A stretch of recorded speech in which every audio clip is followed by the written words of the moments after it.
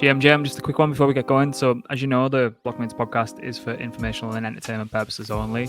Certainly shouldn't be considered as financial advice. We have absolutely no idea what we're talking about half the time. So, any investment decision you do make should be based on your own research and your understanding of the risks involved. One more thing as well, there's around 50% of people who listen regularly who aren't subscribed yet. So, if you please could just do us a favor and hit the subscribe or the follow button or the like button, helps content grow, helps us grow, helps it reach more people like yourselves, and it means the world to us as well. So that's the last I'll ask of you. So yeah, let's get to the episode. Hello everyone, we're back.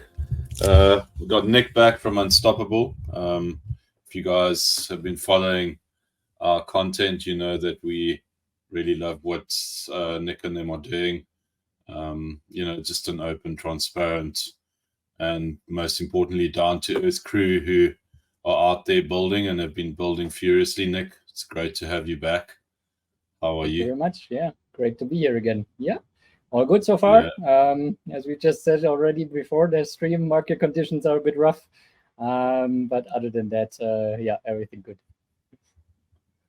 Good. I mean, before we kick off kind of specifically around, what's been happening within Unstoppable and, the progress that you guys have made, I wanted to just get your thoughts around something that I've been asking people a lot about recently is that, do you think that the Bitcoin halving will have a significant, and what I mean by significant, I don't mean like 3 or 4 weeks of like positive, sentiment. Do you think we'll see something, perhaps a catalyst to something that's kind of like more sustainable over a longer period of time leading up to it? That's a good question. So I'm not sure if the halving is going to be the main driver. Like overall, I'm very bullish. I don't know exactly the time frame of when the next bull is going to really start. But if we are looking at fundamentals, then both for Bitcoin, but also for ETH, everything is like looking really good. So I think sooner or later, reality will have to catch up with that, even if the current prices don't quite reflect that. Maybe it's going to be the halving that's the catalyst, and that will shoot the next market cycle, or it might be the ETF approvals, or it might be the macro situation in general, and the global financial politics that are going on, and depending on what central banks are going to do next and all of that. I'm certainly no macro expert, but I do keep an eye out and listen to some people who I believe have a good understanding of what's going on there. And pretty much all of them are super bullish in the mid to long term. So short term, I don't know.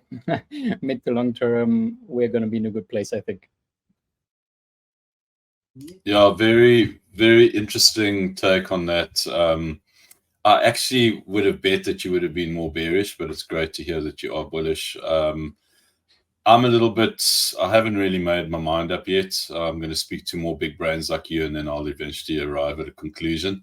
But people seem to think very similar thoughts to yours of all those that I've spoken to. So here's hoping. But obviously with, this downturn and things being really difficult, we've seen a lot of great building going on in the space. I think you guys have demonstrated that. And I wanted to just essentially reflect on, this journey that began a few months ago, and you guys had, certain goals and certain aspirations and a vision that you wanted to fulfill. And I wanted to just, reflect upon that, almost like a check-in on, what the intention was. I think you've stayed true to what you were always meant to do and what you wanted to do. That hasn't changed, but obviously the roadmap or the stops along your road map have changed. And I wanted to just, sort of go to the beginning and see how it's progressed, where you guys were and where you guys are now. And then we can then come back to, where you guys want to be and just take it from there. Yeah, sounds good. So when we started Unstoppable, we set out basically 3 main goals, or in the light paper, we called them the 3 pillars that we want to build. Number 1 was the Unstoppable DEX. a form of leveraged spot trading that will allow single-sided LPing and margin trading, leveraged spot trading. The second pillar is the unstoppable bridge. This is where we saw the need to better integrate the real world with the crypto world and really bring these two worlds closer together so that the people that are currently not participating in crypto can easier enter the space, and also for all of us who are already in the space, that we can actually utilize that space and the value that we have on chain, for example, a lot more also in our daily lives. And then the third pillar was the unstoppable wallet, or is the unstoppable wallet. And that's basically where we saw from the beginning the need to really reduce the barrier of entry and improve the user experience, the UX. And only through that, we believe, will it be possible to really get more and more people on chain and really grow that market, grow the overall participation in the market, give people access to the opportunities in this space. And that's basically what we initially set out to do. And it's still what we are doing, what we have been doing, and what we are continuing to do. So the first part, DEX, Spot DEX has been live already for quite a while now. Margin DEX, we had some delays, but it's also pretty much done and ready to be deployed. The bridge is work in progress. There we have to more or less, unfortunately, deal a lot with the TradFi world and the regulators and all of that stuff. And that's just a slow and sometimes very frustrating process. But we are making progress there. And sooner or later, we will have a licensed crypto exchange entity set up that will then allow us to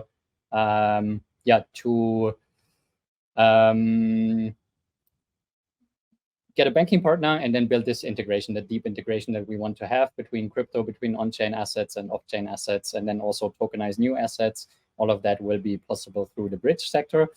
And the wallet part, initially we thought that would come quite a bit later, so that we really focus more on these first products for the on-chain users, for the current crypto natives.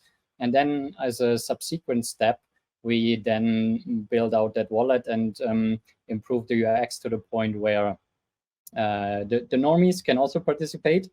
But now the bear market plus the initial development that we did on that front has just shown us how big the potential there is. So as I said, bear market is one aspect. So over the past few weeks and months, we have seen that there is very little on-chain trading happening, and both on the spot, but also on the leverage side, there's like one or two bigger established projects that have some volume. All the other ones I see, the numbers that they put out, it's either outright wash volume, or they are paying users, incentivizing users to use the platform because the platform itself is not good enough, that people would willingly choose to use it. And that just has shown us how what we initially thought would be a later step, how important that actually is, that we really grow that market from the beginning and get new people in and basically create our own trading volume and order flow for our DEX infrastructure layer. And that will then help us to create value for the community and the project. So I think overall everything has been going as we initially thought it would. So the direction didn't change. We didn't pivot anywhere or had to make major changes. The only thing that kind of became more clear now along the way was just that this reducing the barrier of entry and improving the UX, that this is actually so much more important even than we thought. Like, we knew it would be important, and we knew this is actually the big step that Unstoppable is going to contribute to this space. But now this has shown us, okay, this is actually something that we want to go all in right now and not at a later stage. So the DEX, Unstoppable DEX and Unstoppable Bridge are basically going to be the infrastructure layers that we already built up and are continuing to build up. And then on top of that is going to sit that product, which is going to be what we initially termed the Unstoppable Wallet. It will eventually have like two variations. One will be geared really towards the traders. So it's going to be a really nice mobile trading app that will allow anybody to trade on the blockchain, decentralized, self-custodial, and it will feel like they are using a centralized exchange or any FX exchange or FX broker or things like that. And then the second variation that we are going to build after that is going to be the one that is really going to be focused on the normies, the people who might have heard about crypto and might be interested, but they don't really have the technical knowledge and the time or willingness to really get into the details. For them, we are going to build like a super simple version of that will allow them also to participate also in a self-custodial way. And the internal goal that we have there is like a bit tongue-in-cheek, but the goal is to have an app with two buttons. One is going to be invest and one is going to be earn. And that's kind of the vision that we are working towards. Of course, it will be a bit more complicated eventually, but this is the kind of simplicity that we are going to strive for on that front. So, I mean, there's a lot to unpack there. I wanted to just kind of like go to the first one, and that's the DEX. And obviously, like on the face of it, it just seems like that's where the most work up until now has come in. I mean, I've been on the alpha test on the alpha site itself. And for anyone who's listening or watching, just go check it out. I mean, it's really very intuitive, very easy to navigate from a pure spot trading perspective. And then even like something that I really enjoy and like will be super valuable at some point in time is obviously the DCA, the dollar cost averaging strategy that you guys have built. So it seems like that's been through the trials and tribulations in terms of getting that right. You obviously spoke about UX and obviously in turn the UI of the whole thing. What do you think are still the biggest challenges that you guys are facing, especially with the UX side of things? Or is it something that you guys feel like you've managed to get a grip on, or is it constantly like, okay, this is something that we still need to get right? That's a good question. So I think we are already on the right track. I also think that almost always UX can still be polished a bit more and improved a bit more. So I don't pretend like we have the ultimate version and know everything. I guess one of the challenges when it comes to that is that when it comes to certain elements, there's a lot of personal preference. That's something we saw. So we had one or two elements in the UI that just started out in one version. And then we got some people saying this is not as intuitive. We should do it a different way. So we changed it. And then there was another group of people who said, this is not intuitive at all. Can you change it back? So that's one of the challenges, and probably also why there is no such thing as perfect UX. It will always depend on, to some extent, on the users, their experiences with other platforms, what they are used to, and things like that. Yeah. Right now, we are basically making the step to, as I said, to go all in on the mobile version of it. So that will, again, allow us to experiment a lot, but also to use a lot of really cool features that are possible on touch devices, basically, that are not as possible on a desktop, or where they need different patterns, UX patterns on a desktop version. I think it's going to be a continuous process. We are always open for feedback and criticism, especially if it's constructive, and if people can tell us this is not good and here's why and here's potentially how to make it better. But we also realize we have to be careful that we don't act too quickly just based on a few people who might not find it super perfect UX, just because there's always another group of people who find it good, and they don't necessarily say that. So when you're only listening to the people who don't find it intuitive, then those are usually more willing to share that than the ones who basically have no issue at all and find it great to use. So I guess that's just one of the things with UX. Hopefully that will get easier as we get more users, so then we can collect a bit more statistics and make a bit more data-driven decisions. Right now, it's still a smaller amount of users where we have to both make decisions ourselves where we think the correct approach is, and then be careful about listening to the feedback in the right way. Tommy, Nick, from an interactive perspective, we've obviously found that like something that's really like impactful is to involve community, obviously in what it is that you're saying, whether it's Discord, and you obviously get a great reflection. At the same time, do you have anything in mind for when you are closer to, you know, a product that is more robust and you feel is ready for a larger audience to incentivize users on the platform that is unstoppable? Is that something that's kind of on your agenda? I mean, I know that you're not busy enough at the moment, and you obviously need more work to do here. So I was just wondering, you know, is this something that you've considered? Is it something that's part of your strategy in terms of incentivizing users to attract them, but more importantly, to get that data-driven, you know, aspect that you most certainly will need to make those obviously wise decisions? Yeah.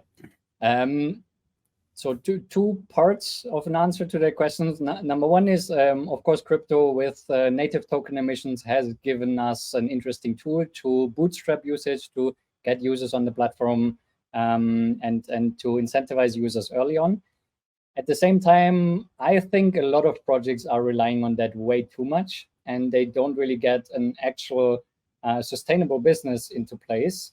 And at some point, either they're going to die through the emission and inflations, or they end up with pants down and no business model, no product that's actually able to generate revenue for the protocol beyond that point where incentivized users are using it because of the incentives and not because of the product.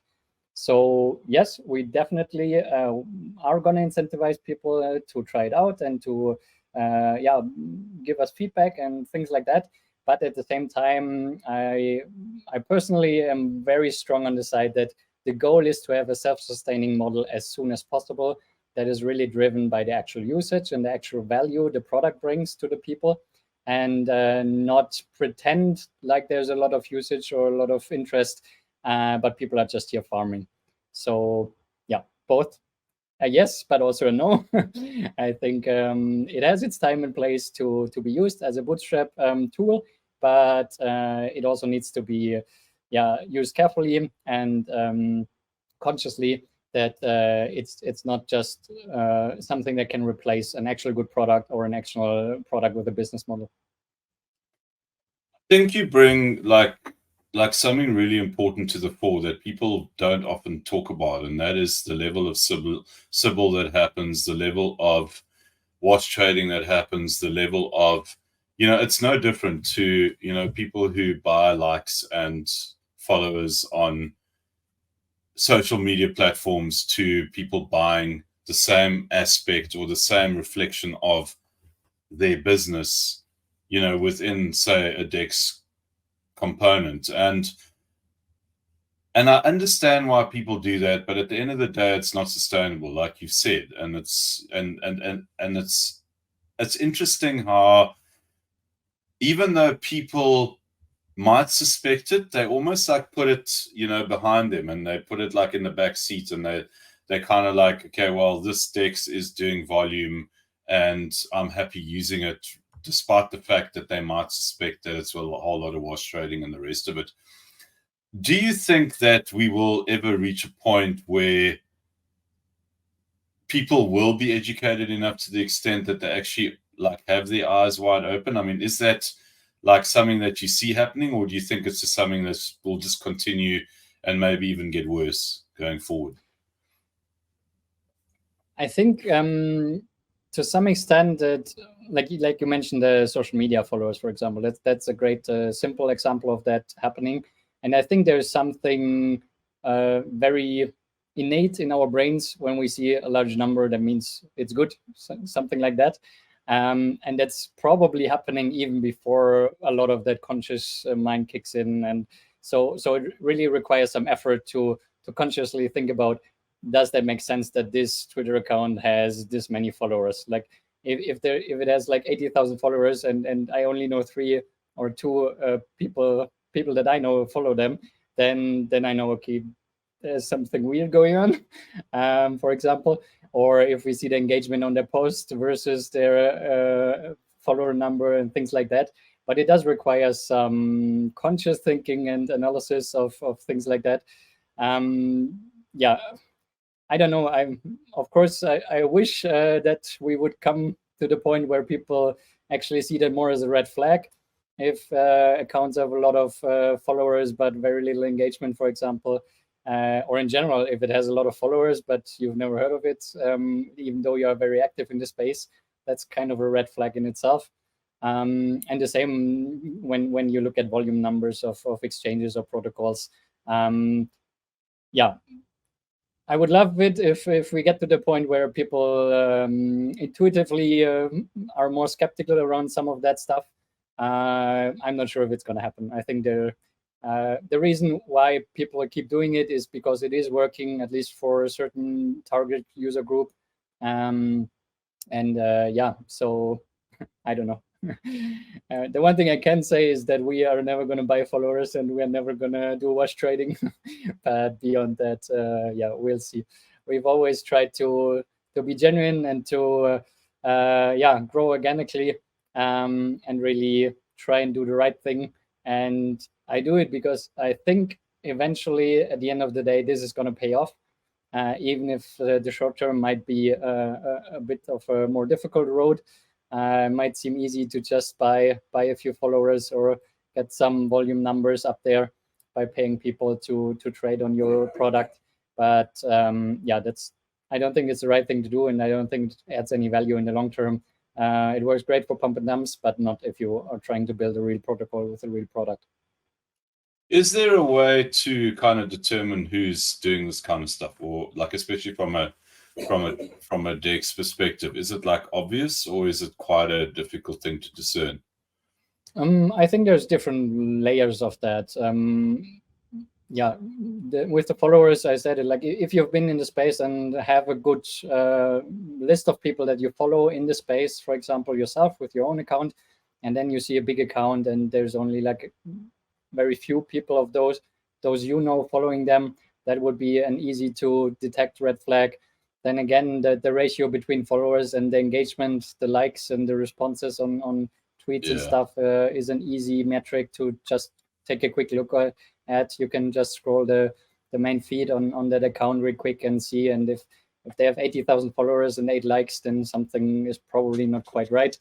And for the volumes, I mean, the best thing is probably to look at the real volumes that are happening, like maybe historic volumes of something like GMX V1, for example, and then you have some kind of reference. And if now a new protocol comes up and they claim to do in the first 3 days as much as GMX did in their prime in the bull market, then yeah, I would take that with a grain of salt.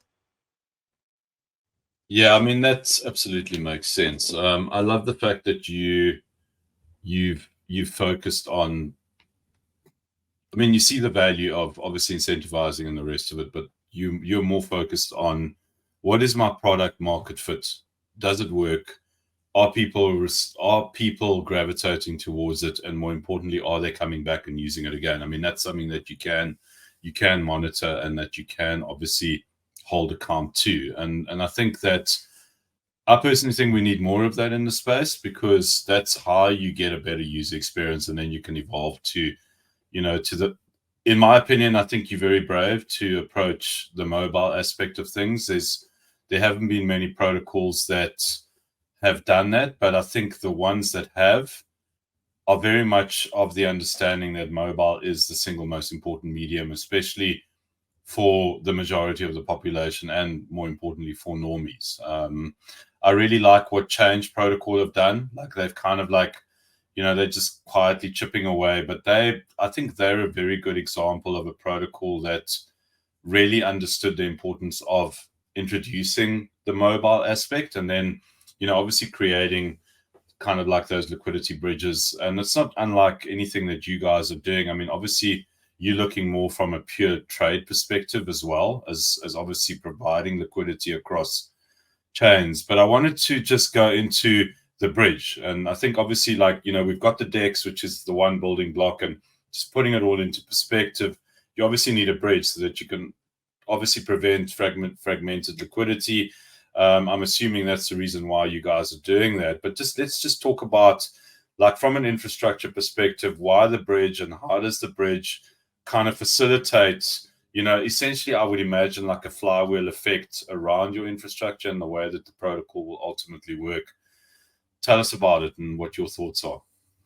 Yeah, so maybe to start off, the Unstoppable Bridge is not a crypto bridge, not a cross-chain bridge in its core. It's going to be the bridge that really bridges the crypto space and the real world. So this is why on that front, we are setting up a regulated entity that will be able to work with a banking partner and will be able to provide that fiat infrastructure, the credit card infrastructure, and that will allow us then to really bridge these two worlds and make a lot of the stuff that we are building on chain really also usable by extension in the real world. So that's the primary driver of that, an aspect. But when that is in place, that will allow us also to do novel things like tokenizing certain assets and bringing them on chain. Maybe they exist already, maybe they don't exist. It will also allow us to provide wrapped versions of certain tokens on one chain that don't exist there. This is all going to come a bit later, though. So the primary focus in the initial version of the bridge is going to be that on and off ramp aspect and bridging the real world with the crypto world. And then the, let's call it inter-crypto bridging, that's probably going to come at a later stage. So, I mean, the biggest challenge has always been that on and off ramp, right? And because you have different banks with different requirements, you've been walking this path for quite a while now, and it's been, I'm sure, very interesting from that perspective. What is the general sentiment around that process?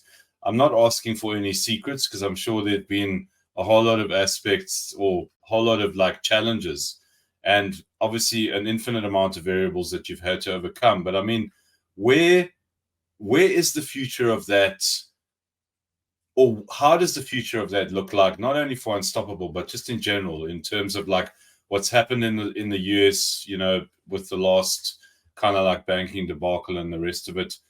Yeah, what are your kind of like ultimate reflections around this? Specifically for like crypto and fiat integration, you mean? Yeah, correct.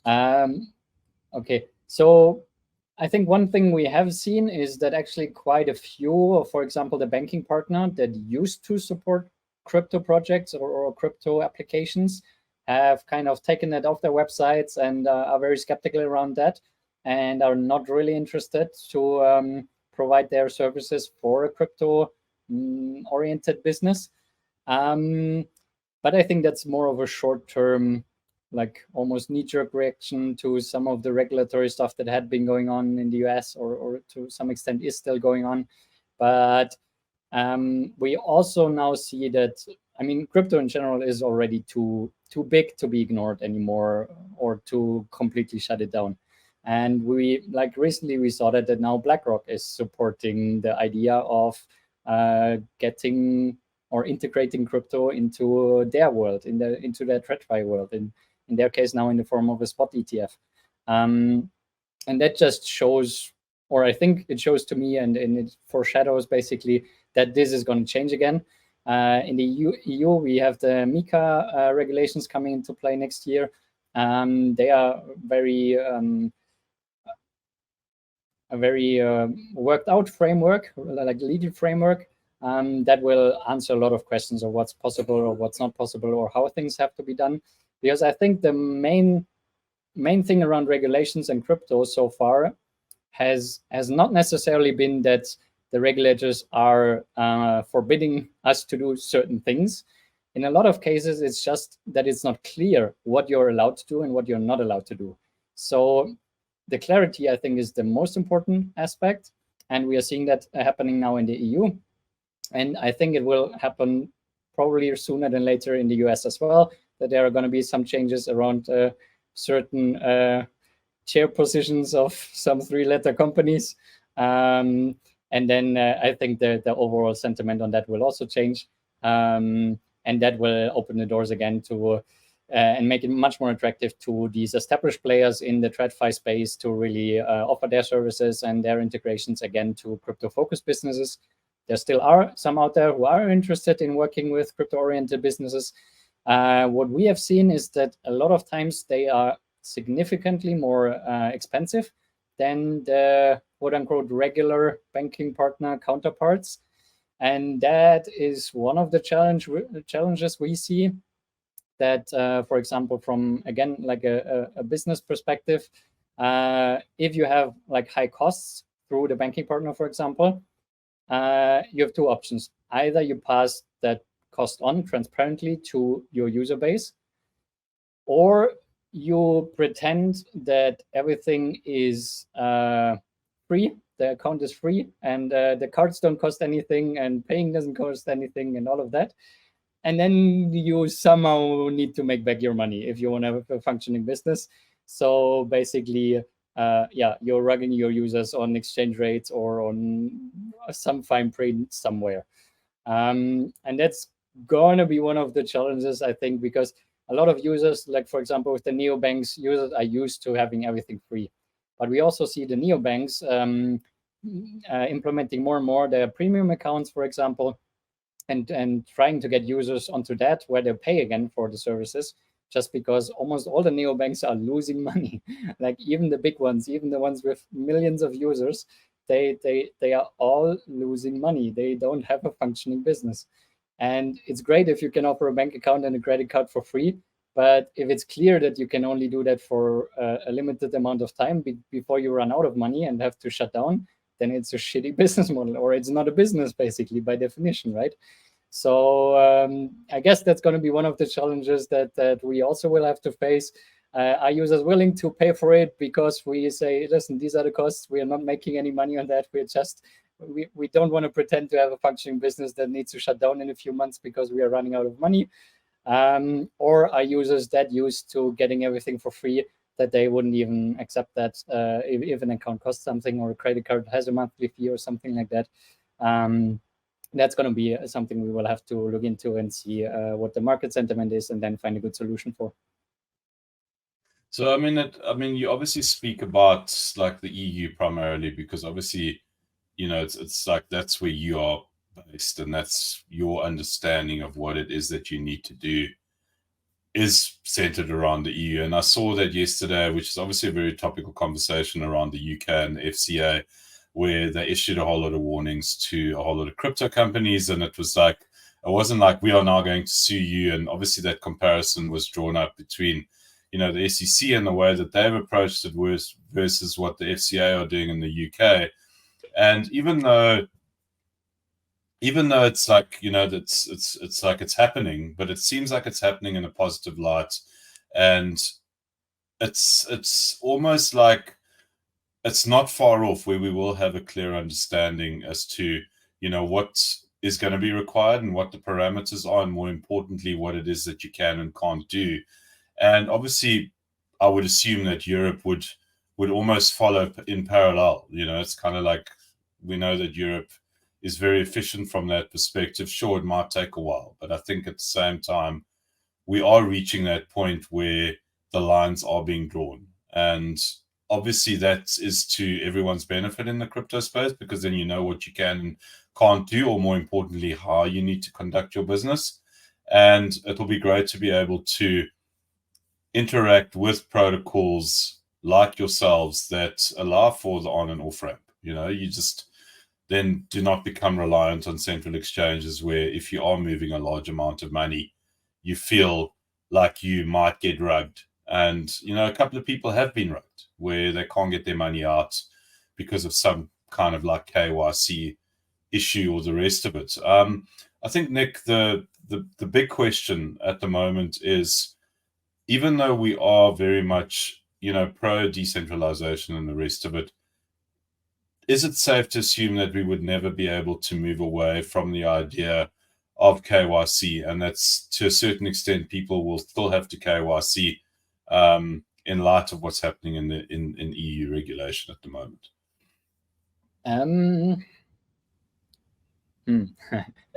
All right, so So one thing I also want to make clear, like with Unstoppable, we clearly separate the on-chain part of the protocol, which is going to be decentralized, permissionless. It's going to turn into a DAO sooner or later.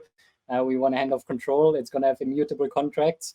It's going to be real crypto, no KYC, no regulators, none of that stuff.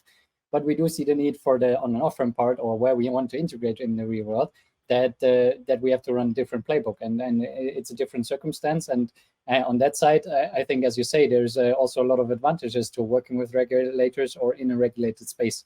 So the bridge part and the bridge entity, they are going to be fully in the regulated space, and the on-chain parts are going to be completely on the on-chain side of things for us internally.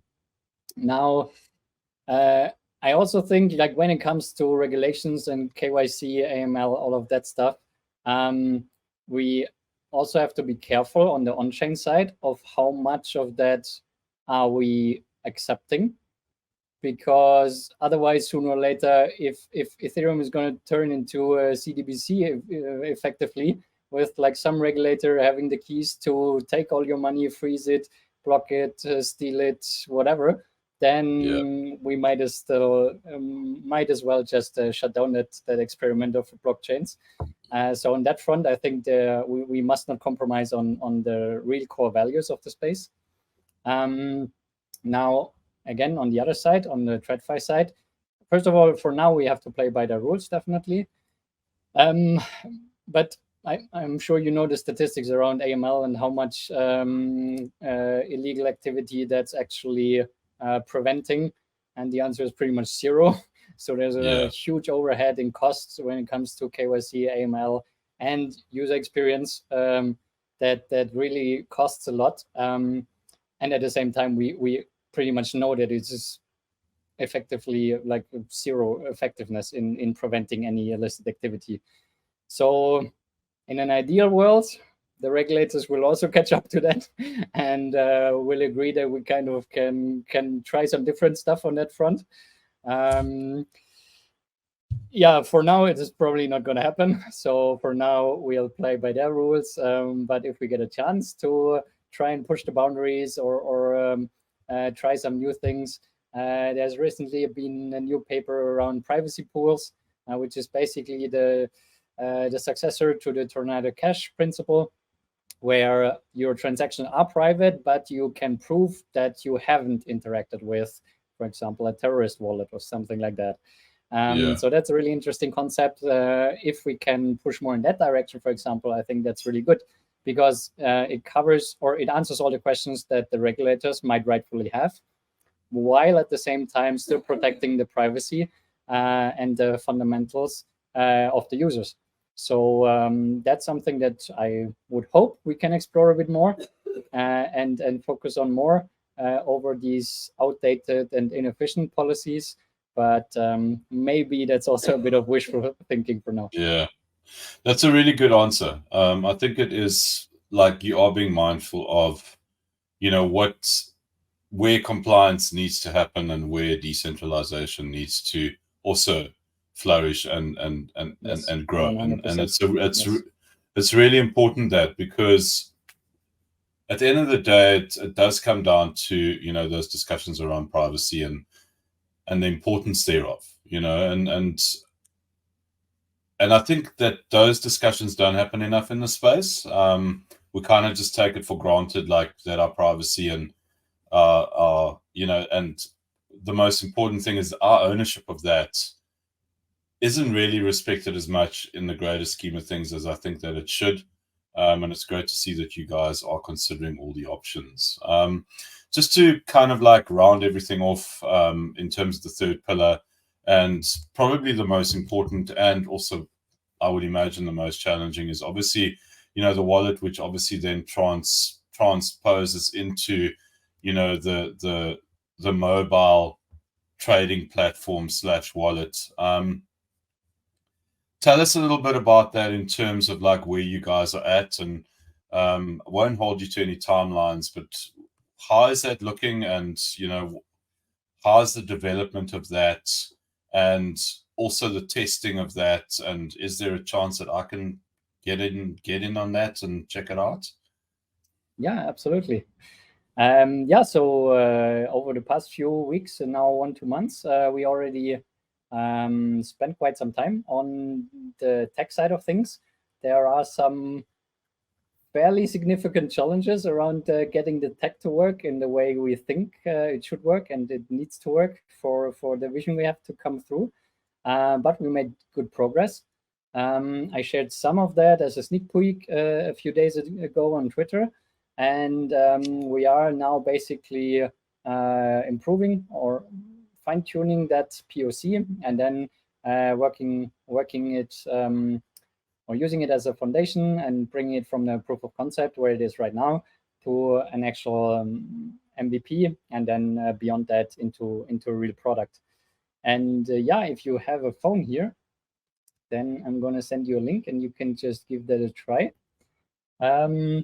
Because that is the current proof of concept that we've built around that. And I guess there's two ways how we could play that. Either I'm going to tell you everything that's going to happen and then you try it, or you're going to try it first and then I explain what happened in the background. Which one do you want to go with? I'm just wondering whether you can bring something up. Is it possible to bring something up on screen so we can actually see it work the same way that you did on Twitter? So if you are listening or watching, you can go and see the post that Nick made on Twitter and on the Unstoppable account. He also did it on his personal account, 0xNick. But I think maybe if you could bring something up on the app here, and then we can just see what it is that it's doing. Love to see that. We can try that as well. Let me see. I mean, I know that obviously, like, one of the big things at the moment is, account abstraction and, bringing or bridging that divide between the complexity that is DeFi and the simplicity that is kind of mobile technology, and taking away, the whole, there we go. The whole kind of like, how do we like do custody? How do we do this? How do we do that? And you obviously are trying to eliminate that now and bridge that divide, if I'm not mistaken. Yes. Yeah. So basically, I'm just going to walk through it once, and then we can, cool. Or I'm going to explain a bit what's happening. So basically, you get this app, you install this app, ideally on your phone. Here it's now running on my computer, but not going to be a big difference. We're going to ask for a username or potentially an email address. We haven't made the final decision on that yet. And then you click one button.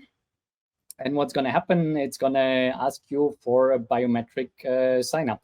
So in this case now, it's going to ask here for the fingerprint. On your phone, it would ask for your Face ID or your fingerprint or your PIN code. Then we basically sign up here. This now creates a private public key pair on the secure chip of your device, sends us the public key in the background, and the private key is always on your own device and never leaves that. Then we're being here forwarded on what is now the proof of concept here. So what we're going to show is a simple swap here between some wrapped ETH that's sitting in that account and some USDC. So in this case, let's say we want to execute a swap. Again, the biometric pop-up comes, in this case, asking me to sign this. And here we are seeing a bit what's happening. So we fetched some swap details from the backend, waited for the biometric signature of the user. Then we used that account abstraction that you mentioned. We submitted the signature to a backend that was relaying it. And then the transaction is relayed and brought on chain. And in this case, here we see now a transaction was successful and a link to the Explorer. So here we see the Arbitrum testnet. So right now this is running on Sepolia Arbitrum. And as you can see, 35 seconds ago, we did a real blockchain transaction that swapped some wrapped ETH into some USDC. Of course, only mock values since it's testnet. But yeah, this is basically it. And the cool part is, just how fucking simple it is. Like on a scale of 1 to 10, if you can enter an email address and click a button and use your phone in the context of like Face ID or fingerprint, then that's all you need to know to actually execute a blockchain transaction. And I can go into a bit more detail of what's happening in the background here, because one of the really cool elements of this is that this transaction that happened here is as secure or more secure than what you probably have as your setup right now. Ideally, I hope you have a cold wallet, a hardware wallet that's connected somehow then when you want to execute transactions and you need to review it on that device and stuff. But what's happening here is the private keys, they are sitting on the secure element, on the secure chip of your phone, or in this case, the computer, and they are never leaving it. In the context of iOS or macOS, these are even automatically backed up. In Android, I'm not 100% sure yet. We are looking into that. But at the same time, we are not just relying on that created key pair, but in the background, we are providing a smart contract wallet that will allow us to even more precisely fine-tune the permissions and the security of that entire thing. So basically, with this, anybody that can use a phone can have a super secure quote-unquote wallet. But as you see, in this case, like the user, all the sign-up was enter your username or your email, and then do one Face ID or fingerprint. What you didn't have to do there is you didn't have to learn about crypto. You didn't have to write down a seed phrase. You didn't have to back up a private key. You didn't have to connect your wallet to some website with some RPC. You didn't have to switch networks. None of that. It's as simple as possible and still super secure. And that's like, I knew this would be cool once we get it built, but the first time I actually had it up and running and tried it, it was really mind-blowing. Like, holy shit, this is how crypto UX should be, because it's not crypto anymore, right? It's not crypto UX. It's basically just you sign up and then you can do stuff. And we are not cutting corners on the security side. There is some apps out there that maybe from a UX perspective are doing something kind of similar, but they usually, they, for example, generate like a private key in the JavaScript code or in the client-side code of the app, and then they store it in a place that's not really secure, and it's not backed up properly, or if it's backed up, then they're using some multi-part computation where the protocol holds 2 of the 3 shards that you need to restore the key, so it's not self-custodial at all. In this case, there's none of that. Like the private key sits on that secure hardware wallet, basically, that's built into your phone. And the smart contract wallet behind it allows us to, for example, also add your cold wallet as a backup in case you absolutely use your phone or you lose access to your keychain and things like that.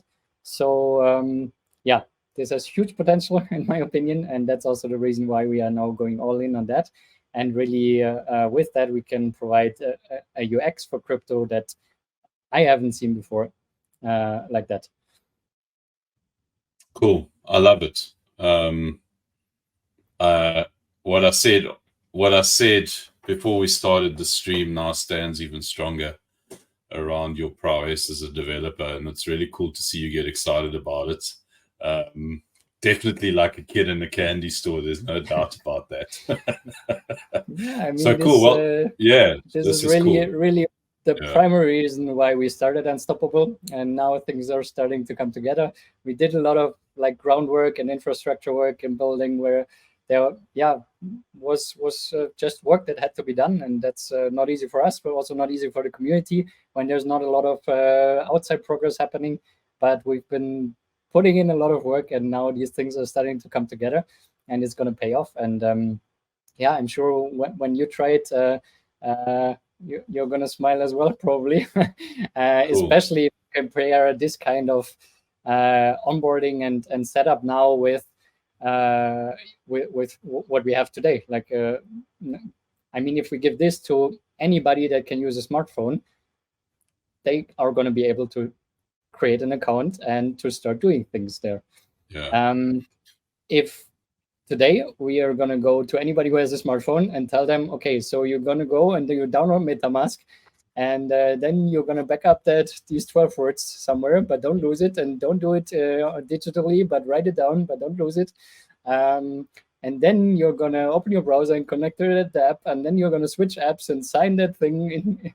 Yeah, how it currently is. So this, I think, is really the thing that opens the door for growing the market, for getting more users in, and giving them access to the opportunities of this space. So yeah, I am excited about it. Yeah, I'm a firm believer that if you have a goal and an intention that is focused around making things better, I mean, I know that this sounds completely esoteric and maybe even cheesy, but I think if you do have the right intentions, you will eventually find your way there. And I think that in many ways, I'm seeing that with your journey and what you guys have done. Really, I'm not trying to be cheesy here, but I have seen that, and I've seen how you guys have grown around this intention that you had from day one. And that's why I wanted to chat to you today. It's like, I didn't plan this. This was just the intention, actually, ironically, was to actually get exactly what it is that we saw, particularly in the last 15 minutes of our conversation. And it just is a testimony to just do what you think is the right thing to make things better, and I think the result will happen. Maybe it'll take longer, maybe it will happen quicker, but that's not relevant. What's relevant is that you're getting to where you guys want to get to, and it's super cool to see. And we look forward to seeing more of it. I'm going to definitely try this, and maybe sooner rather than later there'll be an opportunity for us to share this with other members of our community and whoever else is keen to try it out. Absolutely, that's the plan. Yeah, cool. We're going to do a lot more like iterative development on that one. So we're going to start with really early versions that, like this proof of concept, doesn't do much, but it already shows the direction and what's going to be possible. It doesn't have the best UI yet or UX and stuff, but we want to do a lot more of that, where we build one feature after another, and even if the app in the beginning is almost empty and only has one of the tabs it should have, we want to roll that out and let people try it and give us feedback. So yeah, we're definitely going to have an opportunity to share this soon. Cool. Nick, on that note, thank you for taking the time out. I know that you are ridiculously busy, and it's great that I can steal an hour of your time. And yeah, I'm sure we'll get you back on once this thing develops even more. Thanks for your time, man. Really appreciate it. And thank you. It was fun as always, and always good talking to you. Sweet, likewise. Cheers. Take care, everyone. Thanks for joining us.